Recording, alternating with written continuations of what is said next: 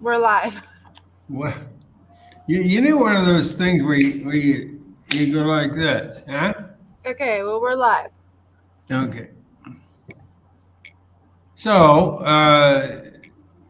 Elsa's showing the book, The Hidden History of Zionism by Ralph Schoenman.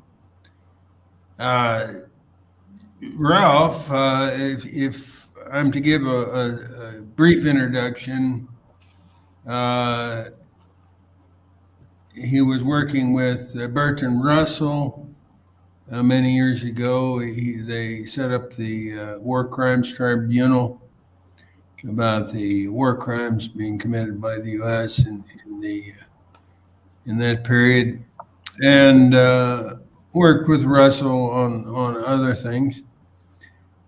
He became a Trotskyist and quite a powerful intellectual force in the United States, a longtime critic of Zionism. Uh, well informed would be a understatement. So we're going to read, and yeah, she's Jewish, okay? So for those of people that want to talk about Jews, just reading an article on Un's Review, uh, those people that want to talk about Zionism instead of Judaism are gatekeepers. They're gatekeepers because the real problem is the Jews themselves. The title of the article is Jews Are the Problem. So, anyway, we've spent perhaps too much time on that. The Jews are the leading force against Zionism in the world today. And Zionism is an outstanding example of that. So, Elsa's going to read some from Schoenman's book. Okay, chapter 1. The Four Myths. It is not accidental that when anyone attempts to examine the nature of Zionism, its origins, history, and dynamics, they meet with people who terrorize or threaten them. Quite recently, after mentioning a meeting on the plight of the Palestinian people during an interview on KPFK, a Los Angeles radio station, the organizers of the public meeting were deluged with bomb threats from anonymous callers. Nor is it easy in the United States or Western Europe to disseminate information about the nature of Zionism or to analyze the specific events which denote Zionism as a political movement. Even the announcement on university campuses of authorized forums or meetings on the subject invariably engenders a campaign designed to close off discussion. Posters are torn down as fast as they are put up. Meetings are packed by flying squads of Zionist youth who seek to break them up. Literature tables are vandalized, and leaflets and articles appear accusing the speaker of anti-Semitism, or in the case of those of Jewish origin, of self-hatred. Vindictiveness and slander are so universally meted out to anti-Zionists because the disparity between the official fiction about Zionism and the Israeli state on the one hand, and the barbarous practice of this colonial ideology and coercive apparatus on the other, is so vast. People are in shock when they have an opportunity to hear or read about the century of persecution suffered by the Palestinians, and thus the apologists for Zionism are relentless in seeking to prevent coherent, dispassionate examination of the virulent, chauvinist record of the Zionist movement and of the state which embodies its values. The irony of this is that when we study what the Zionists have written and said, particularly when addressing themselves, no doubt remains about what they have done or of their place in the political spectrum, dating from the last quarter of the 19th century to the present day. Four overriding myths have shaped the consciousness of most people in our society about Zionism. The first is that, quote, a land without a people for a people without a land, end quote. This myth was sedulously cultivated by early Zionists to promote the fiction that Palestine was a remote, desolate place ready for the taking. This claim was quickly followed by denial of Palestinian identity, nationhood, or legitimate entitlement to the land in which the Palestinian people have lived throughout their recorded history. The second is the myth of Israeli democracy. Innumerable newspaper stories or television references to the Israeli state are followed by the assertion that it is the only real democracy in the Middle East. In fact, Israel is as democratic as the apartheid state of South Africa. Civil liberty, due process, and the most basic human rights are by law denied those who do not meet racial and religious criteria. The third myth is that of security as the motive force of Israeli foreign policy. Zionists maintain that their state must be the fourth largest military power in the world because Israel has been forced to defend itself against imminent menace from primitive, hate-consumed Arab masses only recently dropped from the trees. And the fourth myth is that of Zionism as the moral legatee of the victims of the Holocaust. This is at once the most pervasive and insidious of the myths about Zionism.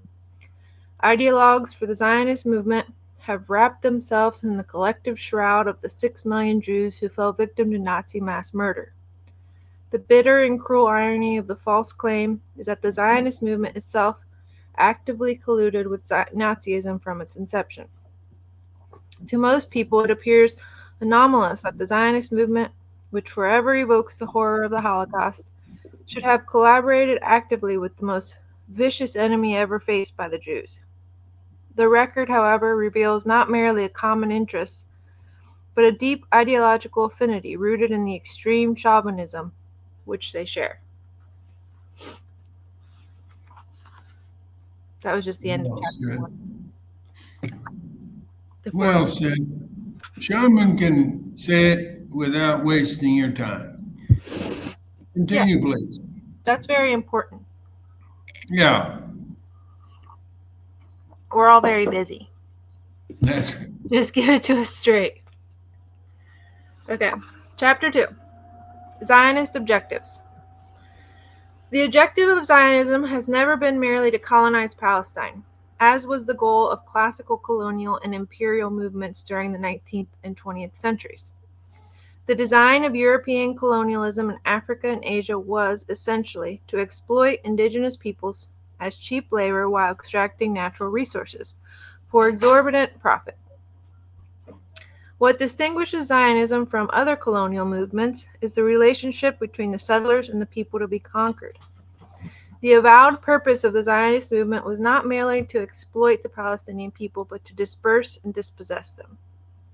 The intent was to replace the indigenous population with a new settler community, to eradicate the farmers, artisans, and town dwellers of Palestine, and substitute an entirely new workforce composed of the settler population. In denying the existence of the Palestinian people, Zionism sought to create the political climate for their removal, not only from their land but from their history. When acknowledged at all, the Palestinians were reinvented as a semi-savage, nomadic remnant. Historical records were falsified, a procedure begun during the last quarter of the 19th century, but continuing to this day in such pseudo-historical writings as Joan Peters' From Time Immemorial. The Zionist movement would seek alternative imperial sponsors for this bloody enterprise, among them the Ottoman Empire, Imperial Germany, the British Raj, French colonialism, and Tsarist Russia. Zionist plans for the Palestinian people anticipated the Ottoman solution for the Armenians, who would be slaughtered in the first sustained genocide of the 20th century. Zionist plans for the Palestinian people. From its inception, the Zionist movement sought the Armenianization of the Palestinian people.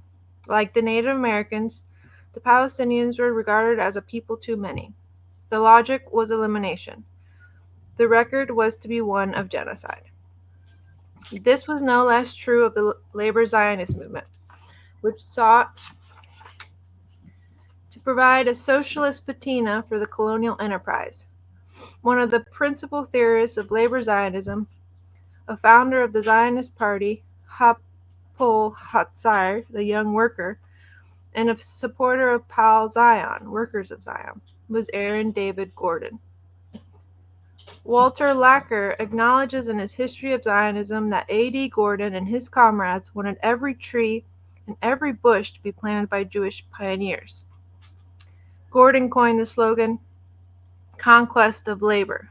He called upon Jewish capitalists and the Rothschild plantation managers who had obtained land from absentee Turkish landlords over the heads of the Palestinian people, quote, "to hire Jews and only Jews," end quote. He organized boycotts of any Zionist enterprise which failed to employ Jews exclusively, and prepared strikes against the Rothschild colonists who allowed Arab peasants to sharecrop or to work even as cheap labor. Thus, the labor Zionists employed the methods of the workers' movement to prevent the use of Arab labor. Their objective was not exploitation, but usurpation. Palestinian society. There are over 1,000 villages in Palestine at the turn of the 19th century. Jerusalem, Haifa, Gaza, Jaffa, Nablus, Acre, Jericho, Ramleh, Hebron, and Nazarene were flourishing towns. The hills were painstakingly terraced, irrigation ditches crisscrossed the land. The citrus orchards, olive groves, and grains of Palestine were known throughout the world. Trade, crafts, textiles, cottage industry, and agricultural production abounded. 18th and 19th century travelers' accounts are replete with the data, as were the scholarly quarterly reports published in the 19th century by the British Palestine Exploration Fund. In fact, it was precisely the social cohesiveness and stability of Palestinian society which led Lord Palmerston in 1840, when Britain had established a consulate in Jerusalem, to propose, presciently, the founding of a European Jewish settler colony to preserve the larger interests of the British Empire.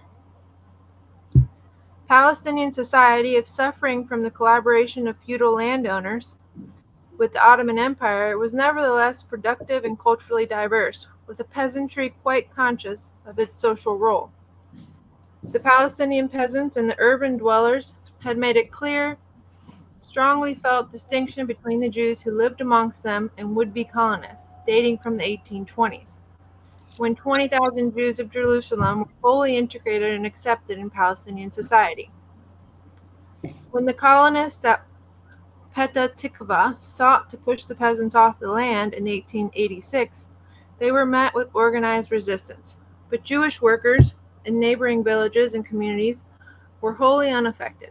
When the Armenians, escaping the Turkish genocide, settled in Palestine, they were welcome. The genocide was ominously defended by Vladimir Jabotinsky and other Zionists in their attempts to obtain Turkish support. In fact, until the Balfour Declaration of 1917, the Palestinian response to Zionist settlements was unwisely tolerant. There was no organized Jew hatred in Palestine, no massacres such as the Tsar and Polish anti-Semites prepared, no racist counterpart in the Palestinian response to armed colonists who used force wherever possible to drive Palestinians from the land. Not even spontaneous riots expressing pent-up Palestinian rage at the steady theft of their land were directed at Jews as such. Courting imperial favor. In 1896, Theodor Herzl set forth his plan for inducing the Ottoman Empire to grant Palestine to the Zionist movement. Quote, "Supposing His Majesty the Sultan were to give us Palestine, we could, in return, undertake to regulate the finances of Turkey. We should there form an outpost of civilization as opposed to barbarism." End quote. By 1905, the Seventh World Zionist Congress had to acknowledge that the Palestinian people were organizing a political movement for national independence from the Ottoman Empire. The threat not merely to Turkish rule but to Zionist designs. Speaking at this Congress, Max Nordau, a prominent Zionist leader, set forth Zionist concerns. Quote, "The movement which has taken hold of a great part of the Arab people may easily take a direction which may cause harm in Palestine. The Turkish government may feel itself compelled to defend its reign in Palestine and Syria with armed force. In these circumstances, Turkey can be convinced that it will be important for her to have in Palestine and Syria a strong and well-organized group which will resist any attack on the authority of the Sultan and defend his authority with all its might." End quote. As the Kaiser undertook to forge an alliance with Turkey as part of his contest with Britain and France for control of the Middle East, the Zionist movement made similar overtures to Imperial Germany. The Kaiser took nearly 10 years in his on and off dealings with the Zionist leadership to formulate a plan for a Jewish state under Ottoman auspices, which would have as its principal task the eradication of the Palestinian anti-colonial resistance and the securing of the interests of Imperial Germany in the region. By 1914, however, the World Zionist Organization was already far advanced in its parallel bid to enlist the British Empire to undertake the breakup of the Ottoman Empire with Zionist assistance. Chaim Weizmann, who was to become president of the World Zionist Organization, made an important public announcement.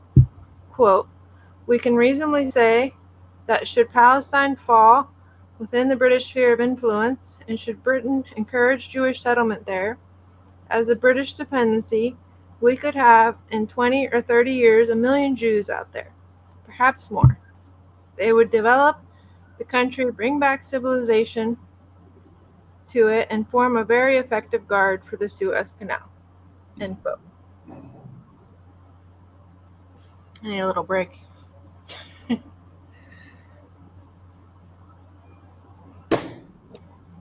Might be a good time for me to feed my cats. They're sounding off Okay, yeah, I'll just pause it. on the roof. Huh?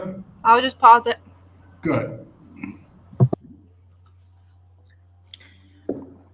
The Balfour Declaration. Weizmann secured from the British what the Zionist leaders had sought simultaneously from the Ottoman and the German imperial governments.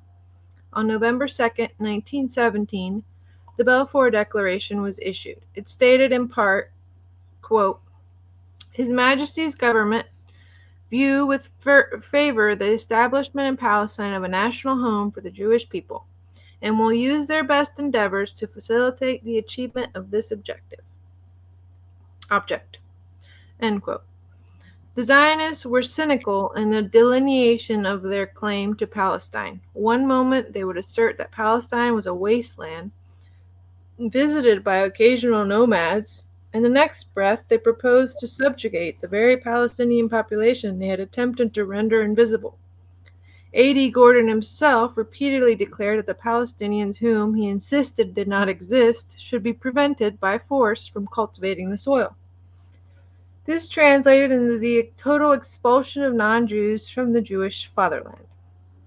A like description informed pronouncements by British and Zionist leaders in their plans for the Palestinian population. By the time of the Balfour Declaration, British imperial armies had occupied most of the Ottoman Empire in the Middle East, having enlisted Arab leaders to fight the Turks under British direction in exchange for British assurances of self-determination. While the Zionists in their propaganda insisted that Palestine was unpopulated, in their dealings with their imperial sponsors, they made clear that subjugation was the order of the day and offered themselves as the instrument. The British responded in kind. The Balfour Declaration also contained a passage intended to lull Arab feudal leaders shocked by the treachery of the British Empire in handing over to the Zionists the very land in which Arab self-determination had been promised. Quote, "It being clearly understood that nothing shall be done which may prejudice the civil and religious rights of existing non-Jewish communities in Palestine." End quote. The British had for years used the Zionist leadership to enlist support for its war against Imperial Germany from all the major Jewish capitalists and banking concerns in the United States and Great Britain. With Weizmann, they prepared to use Zionist colonization of Palestine as the instrument for political control over the Palestinian population. The land without a people, for a people without a land, was in fact a country in ferment against colonial subjugation. Former Prime Minister and Foreign Secretary Arthur Balfour himself was brutally explicit in memoranda for the eyes of officials, despite the lip service for public consumption about the civil and religious rights of the non-Jewish communities in Palestine. Quote, Zionism, be it right or wrong, good or bad, is rooted in present needs and future hopes of far profounder import than the desires of the 700,000 plus Arabs who now inhabit that ancient land. End quote. The South African connection. There is a particular dimension to this secret consort between Balfour and the Zionist leadership to betray the aspirations of the Palestinian people. It was Weizmann's close friend and future Prime Minister of South Africa, General Jan Smuts, who, now South African delegate to the British War Cabinet during World War I, helped push the British government to adopt the Balfour Declaration and to make a commitment to construct a Zionist colony under British direction. The relationship between the Zionist movement and the South African settlers had evolved earlier, as had the friendship between General Smuts and Chaim Weizmann. By the turn of the century, a large Jewish population, primarily from Lithuania, had settled in South Africa. The Zionist movement regarded this population as particularly susceptible to Zionist ideas because of their already established settler status in South Africa. Zionist leaders traveled constantly to South Africa, seeking political and financial support. N. Kirshner, former chairperson of the South African Zionist Federation, provides a vivid account of the intimate interaction between Zionists and South African leaders. The identification of Zionists like Weizmann and Herzl with the South African conception of a racially distinct colonizing populace and the importance of a virtual pact between the two movements. In identifying Zionism with South African settler ideology, Chaim Weizmann was following the early admiration expressed by Theodor Herzl, founder of political Zionism, for the quintessential colonial ideologues, Sir Cecil Rhodes. Herzl attempted to model his own political future on the achievements of Rhodes. Quote, naturally, there are big differences between Cecil Rhodes and my humble self, the personal ones very much in my disfavor. The objective ones are greatly in favor of the Zionist movement. End quote. Herzl advocated achieving Zionist dispersal of the Palestinians by using the methods pioneered by Rhodes and by urging the formation of the Jewish counterpart to a colonial chartered company, an amalgam of colonial and entrepreneurial exploitation. Quote, the Jewish company is partly modeled on the lines of a great acquisition company. It might be called a Jewish chartered company, though it cannot exercise sovereign power and has no other than purely colonial tasks. End quote. Another quote. The poorest will go first to cultivate the soil. In accordance with a preconceived plan, they will construct roads, bridges, railways, and telegraph installations, regulate rivers, and build their own habitations. Their labor will create trade, trade will create markets, and markets will attract new settlers. End quote. By 1934, a major group of South African investors and large capitalists had established Africa-Israel Investments to purchase land in Palestine. The company still exists after 54 years with South Africans as joint stockholders. The assets held by Israel's bank Leumi.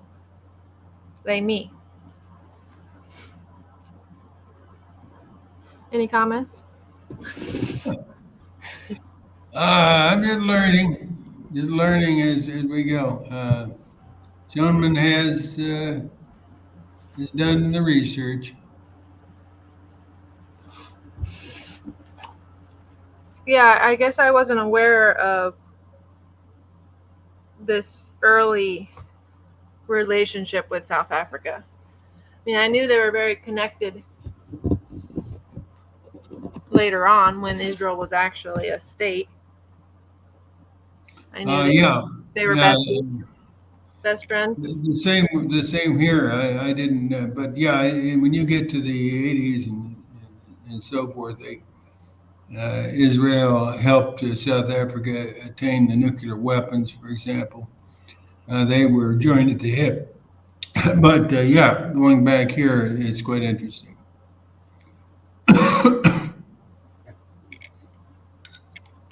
Okay. The Iron Wall.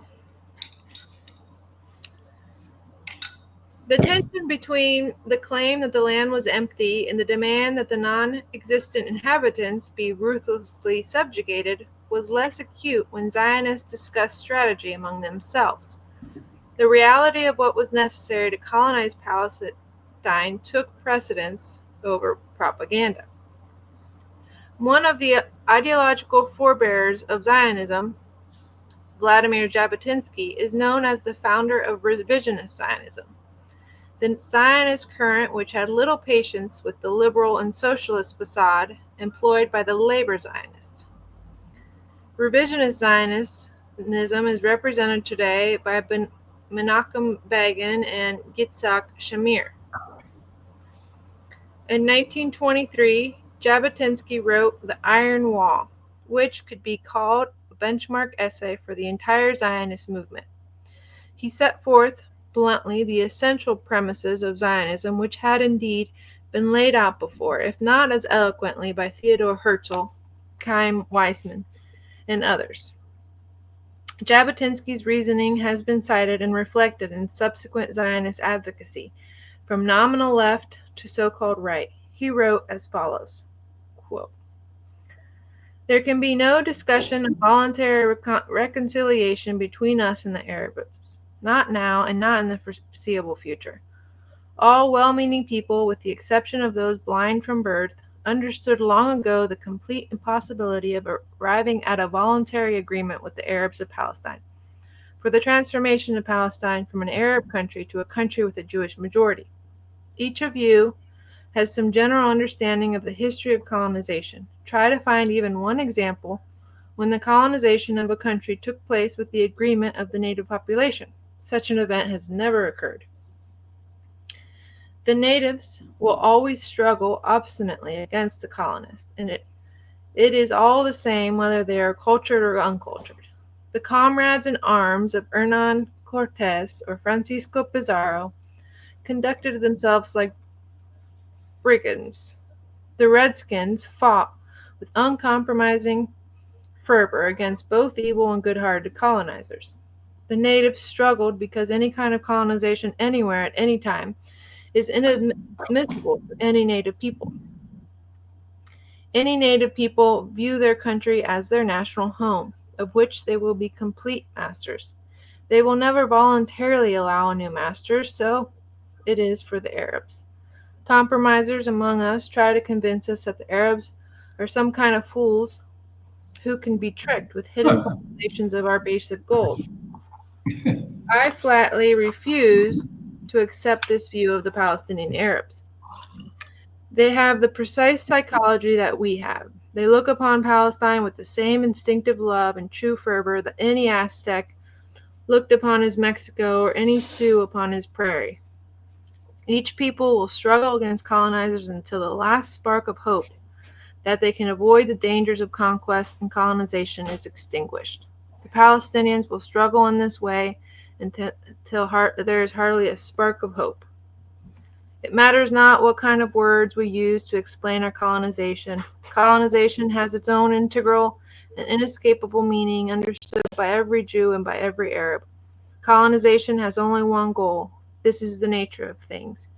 To change that nature is impossible. It has been necessary to carry on colonization against the will of the Palestinian Arabs, and the same condition exists now. Even an agreement with non-Palestinians represents the same kind of fantasy.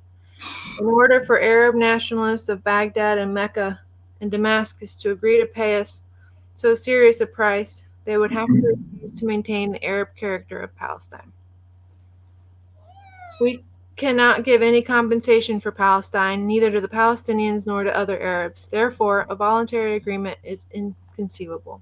All colonization, even the most restricted, must continue in defiance of the will of the native population. Therefore, it can continue and develop only under the shield of force, which comprises an iron wall, through which the local population can never break through. This is our Arab policy. To formulate it any other way would be hypocrisy. Well, Jabotinsky was frank. I guess we give him some credit there. Yeah, but this is talking amongst themselves. Um, This I wasn't. missed that. Was that a speech at a convention or something? No, I think Conference? it just says. Well, I guess. Yeah, it was something he wrote. Yeah, so that was published. Well, I'm trying to give them Yeah, some credit. because their propaganda was that there were no people there. I mean, the propaganda still exists today that there were no people there. So I'm just saying this wasn't for like everybody's reading. I guess Well, no, it but wasn't for for mass. the Zionists to get their Yeah, amongst themselves. not to have illusions and so on. Hmm.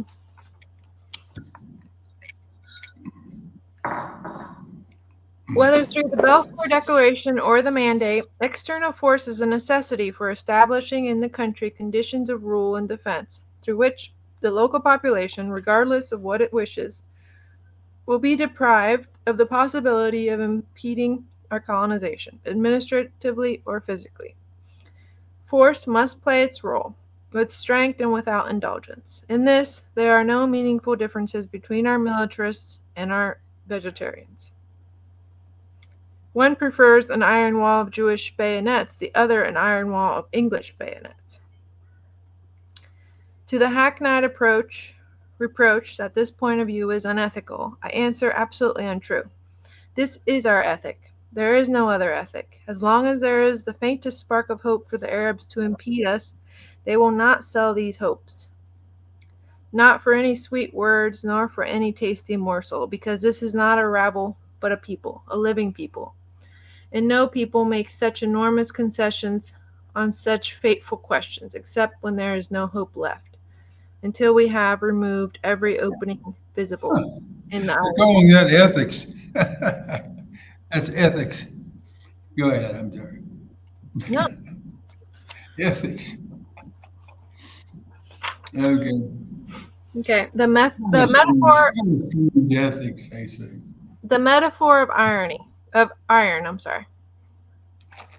The theme and imagery of coercive iron and steel evoked by Vladimir Jabotinsky was to be taken up by the nascent National Socialist movement in Germany, even as Jabotinsky had, in turn, been inspired by Benito Mussolini. The mystical invocation of iron will, in the service of martial and chauvinist conquest, united Zionists, colonial, and fascist ideologues. It sought its legitimacy in legends of a conquering past. Cecil B. DeMille's Samson and Delilah was more than a Hollywood biblical romance about the perfidy of women and the virtue of manly strength. It carried as well the authoritarian values of the novel from which it was adopted. Vladimir Jabotinsky's Samson, which trumpeted the necessity of brute force if the Israelites were to conquer the Philistines. Shall I give our people a message from you? Samson thought for a while and then said slowly, the first word is iron. They must get iron. They must give everything they have for iron. Their silver and wheat, oil and wine and flocks, even their wives and daughters. All for iron. There is nothing in the world more valuable than iron. Jabotinsky, the siren of an iron wall through which the local population cannot break through, and of the iron law of every colonizing movement, armed force, found his call echoed in major Zionist forays against victim peoples in the decades to come. Israel's current Minister of Defense, Yitzhak Rabin, launched the 1967 war as Chief of Staff with iron will. As Prime Minister in 1975 and 1976, he declared the policy of Hayad Barzal, the Iron Hand, in the West Bank. Over 300,000 Palestinians were to pass through Israeli prisons under conditions of sustained and institutionalized torture exposed by the Sunday Times of London and denounced by Amnesty International. His successor as Chief of Staff, Raphael Eitan, imposed the Iron Arm on the West Bank, and assassination was added to the repressive arsenal. On July 17, 1982, the Israeli cabinet met to prepare with the London Sunday Times what the London Sunday Times would term this carefully pre-planned military operation to purge the camps, called Moa Barzal, or Iron Brain. The camps were Sabra and Shatila, and the operation was similar to Sharon and Begin, part of Sharon's larger plan discussed by the Israeli cabinet. When Yitzhak Rabin, who had supported the revisionist Likud in Lebanon during the war, became Shimon Peres's Minister of Defense in the current National Unity government, he launched in Lebanon and the West Bank the policy of Ergun Barzal, the Iron Fist. It is the Yeah, Iron Fist. yeah, they're kind of repeating that iron theme, aren't they? Yeah. But when was it? About 4 or 5 years ago, uh, Operation Cast Lead.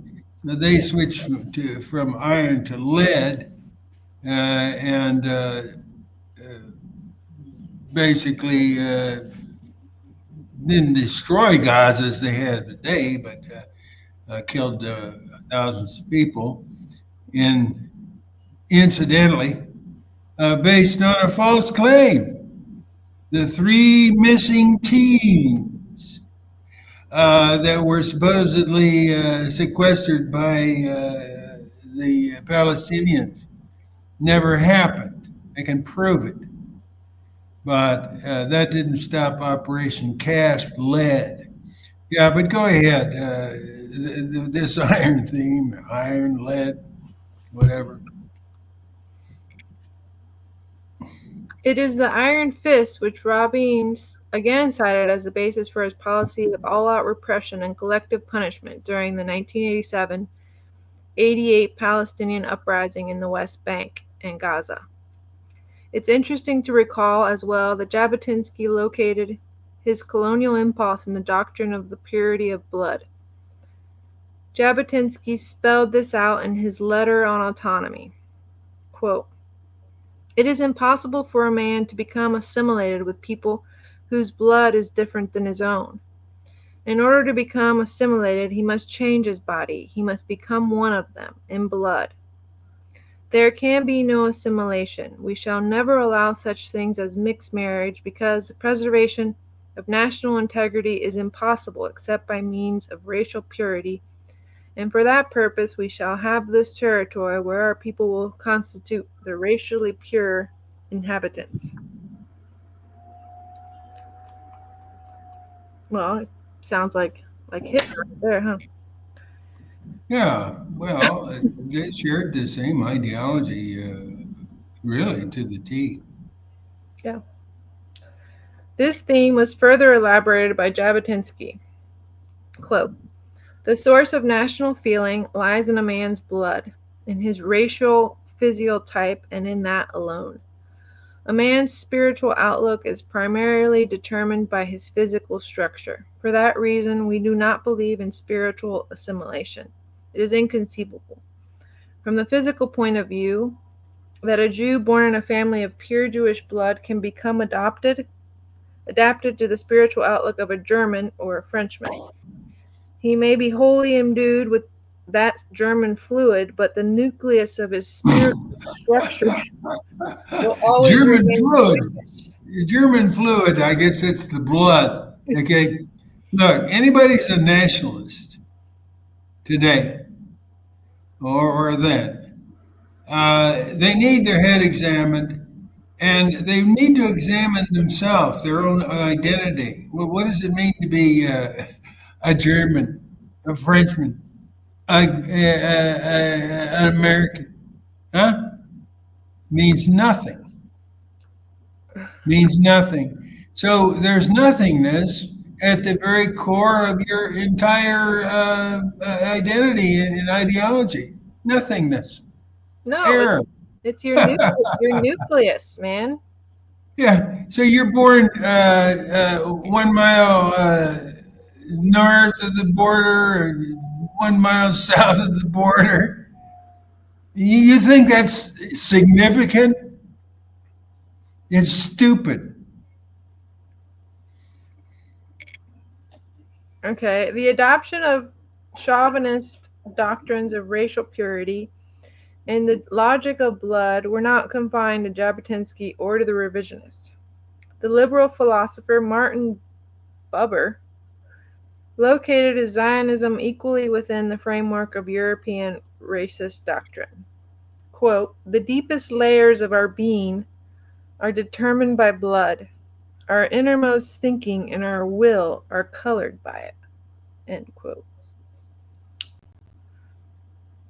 How was this to be implemented? Schoenman ends there. Should I go to the next chapter?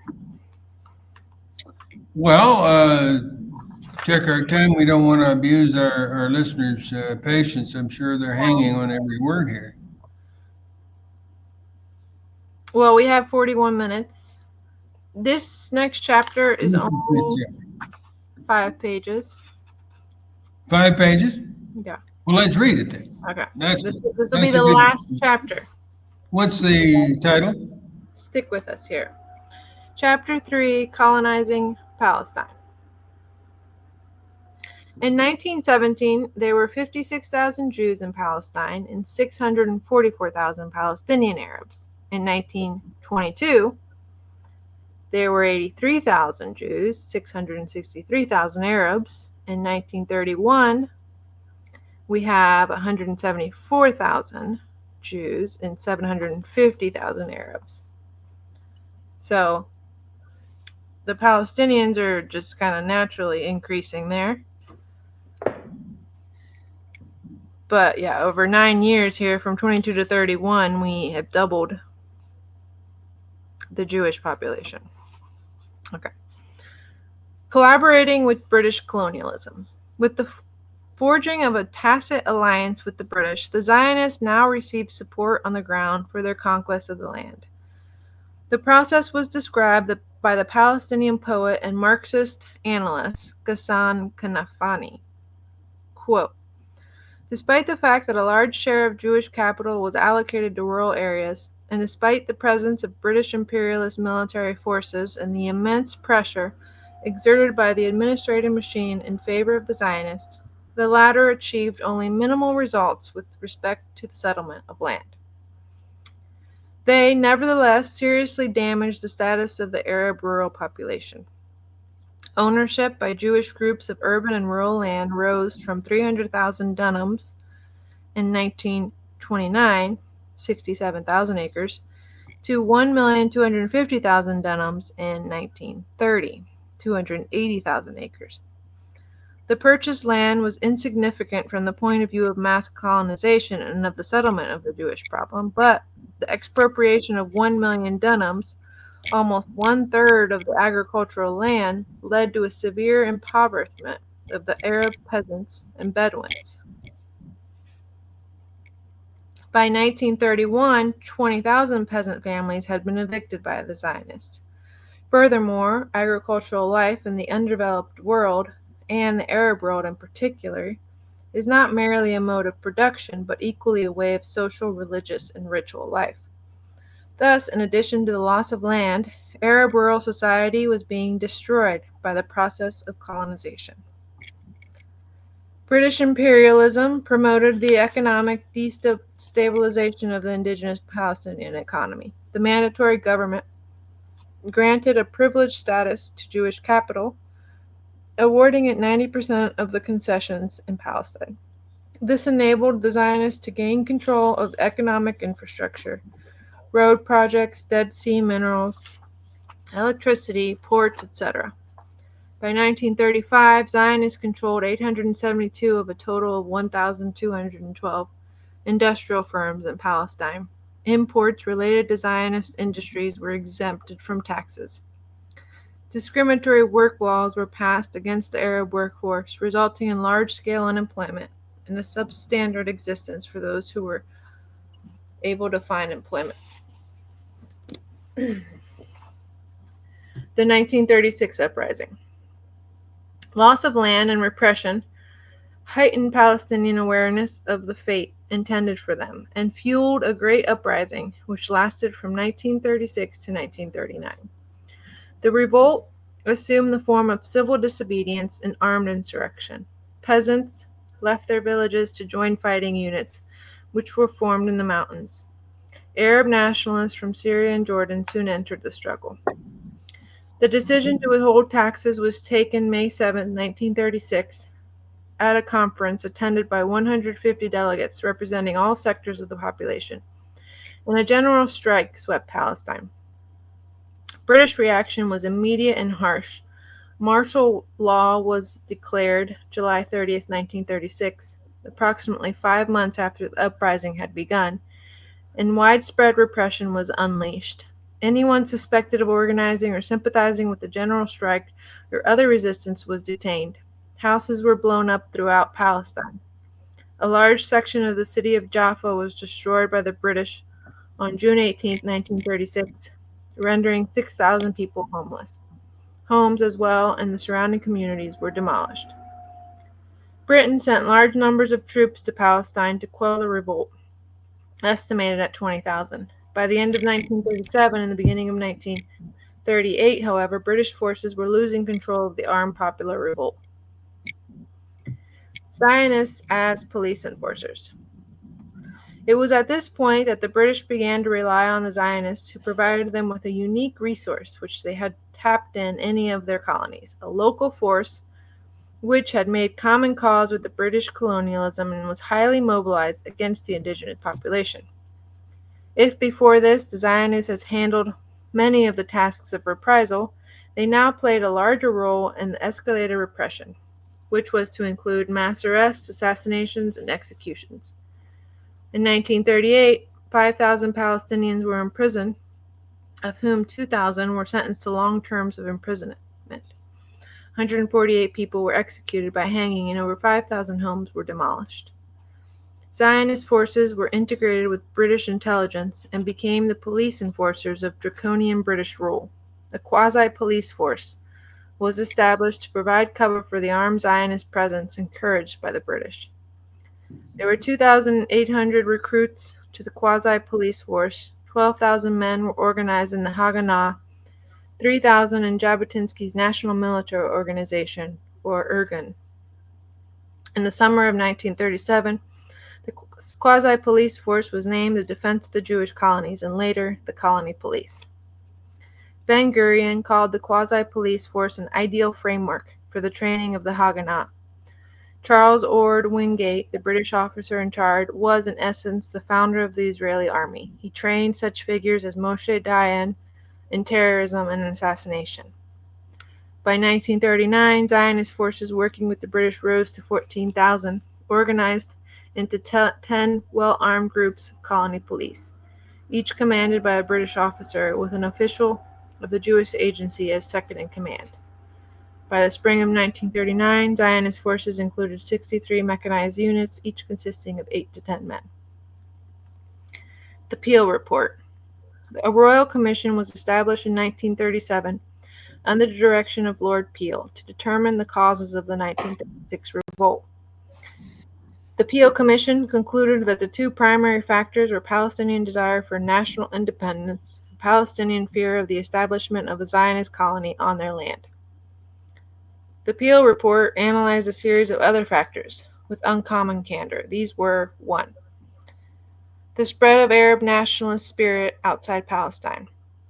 2. Increasing Jewish immigration after 1933. 3.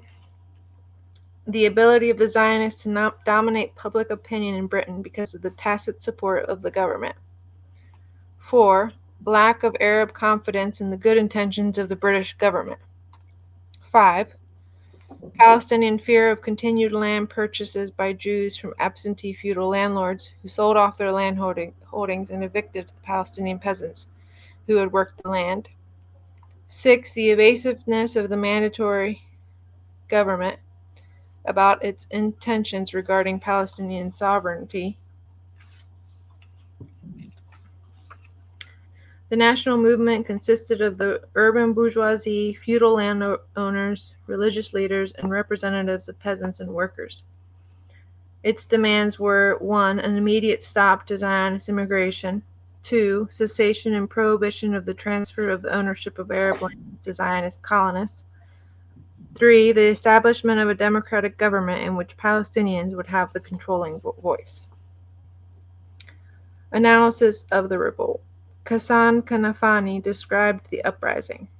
Quote, the real cause of the revolt was the fact that the acute conflict involved in the transformation of Palestinian society from an Arab or agricultural feudal clerical one into a Jewish Western industrial bourgeoisie one had reached its climax.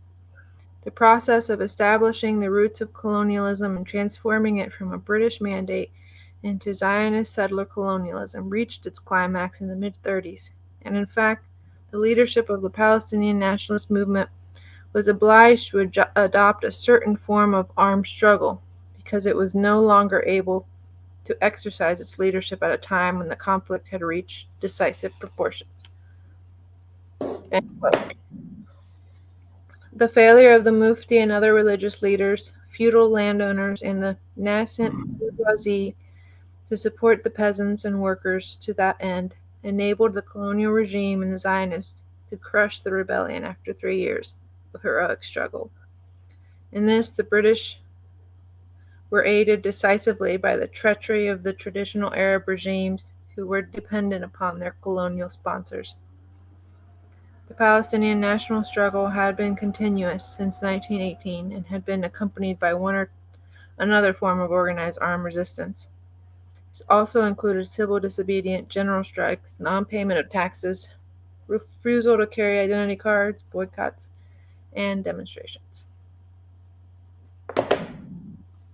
Yeah, we'll continue. I'm interested to get to the question of why the Zionists, the Irgun, the Stern, and everybody turned against Britain in the 40s. So I'm pretty unclear about that, and so I'm sure Schoenman will elaborate there. But in the I think, 40s, they were blowing up the King David Hotel, and they were assassinating a emissary from Britain, Lord, I want to say Mountbatten or something like that, Battencourt or one of those guys.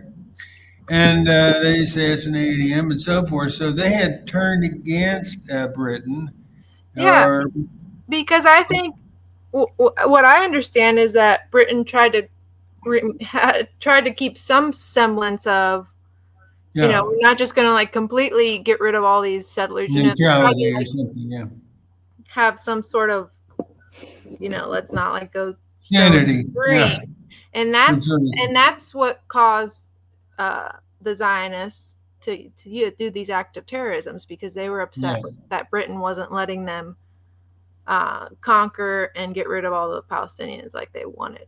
Yeah, well, I mean, even the Balfour Declaration back in 17, they stipulated that none of this should harm the native population. So Right. I guess some forces in Britain wanted to keep an even-handed approach to some degree. But yeah, so that'll be an interesting chapter. And what's the Yeah. next chapter The called? same with the UN. Yeah, the UN guy that they ended up assassinating.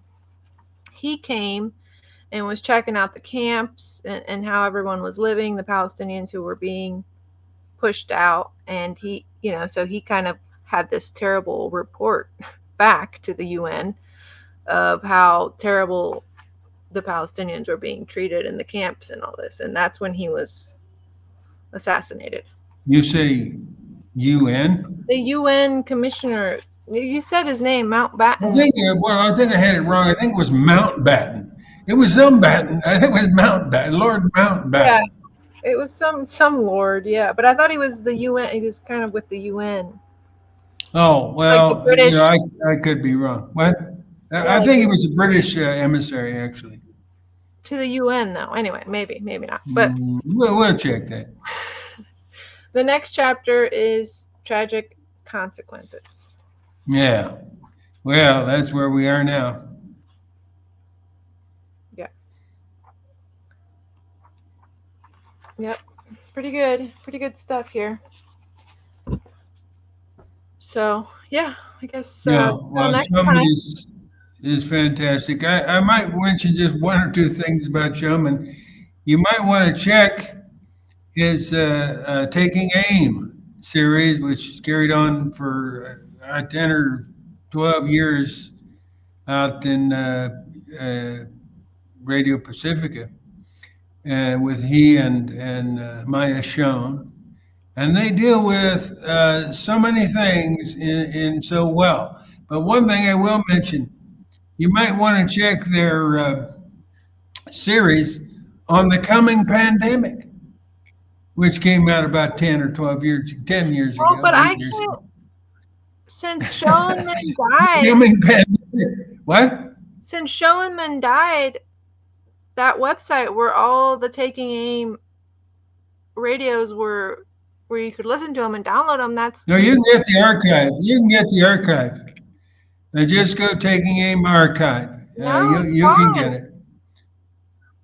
It's gone. Send it to Well, me. Send it to me if you find it, because I've been searching for all I those, will. and it's Because been, I thought I found that some time ago. yeah. I mean, it used to be several years ago. That Erased? was always up, but it's just Well, been. that's a terrible shame if it's true. Yeah, I know. And anytime anyone talks about Showman on Oh, man. videos or Well, anything, we'll I look into that. ask them in the comments. I ask, where can I find, all their episodes? And yeah, I just wish I would have So downloaded them. we can't, we go with Yandex and find uh, certain episodes like the coming pandemic. No, the only ones I can find are the ones that have It been wasn't a uploaded big to YouTube. surprise to everybody. What? There's only a few that are on YouTube, like the JFK one. There's like that one, and a couple Well, other ones. in the next episode, we will update people on where they can, or if they can find Well, Taking just Aim. send it. Just email it to me, and I can add it If in. I find it, I will. All All right. right, Elsa. I guess Until next we're, time. yeah, bye.